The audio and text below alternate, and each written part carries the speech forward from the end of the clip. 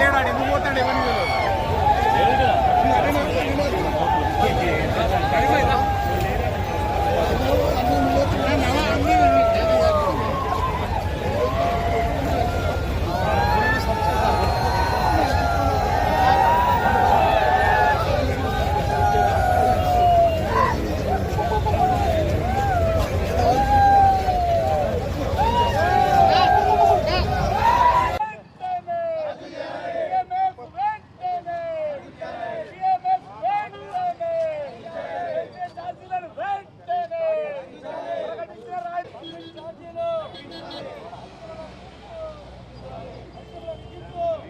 నమస్కారం.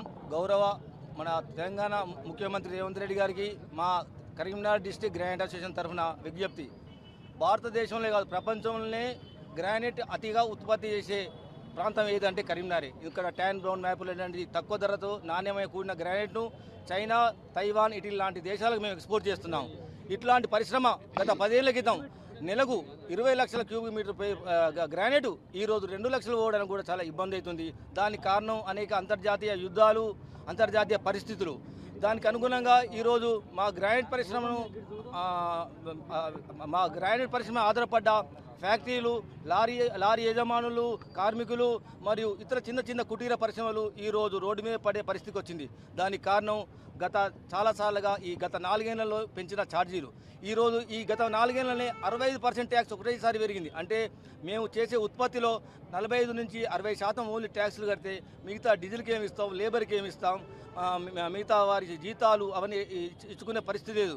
మేము బంద్ అయితే దీనికి చైన్ అనుగుణంగా అన్ని పరిశ్రమలు పడిపోతున్నాయి. కావున గౌరవ ముఖ్యమంత్రి గారు మా ఇండస్ట్రీస్పై దృష్టి సారించి ఎన్నో పరిశ్రమలు విదేశాల నుంచి తీసుకొచ్చి నెలకొల్పుతున్నారు.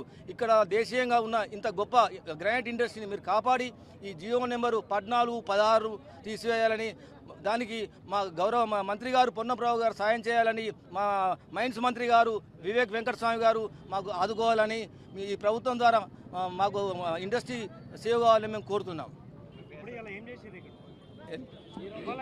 ఈరోజు నిన్న నుంచి గ్రానైట్ క్వారీలు, ఫ్యాక్టరీలు, క్రషర్లు అన్ని బంద్ చేశాము.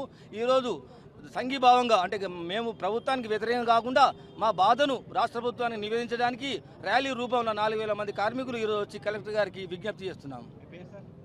నా పేరు విజయభాస్కర్.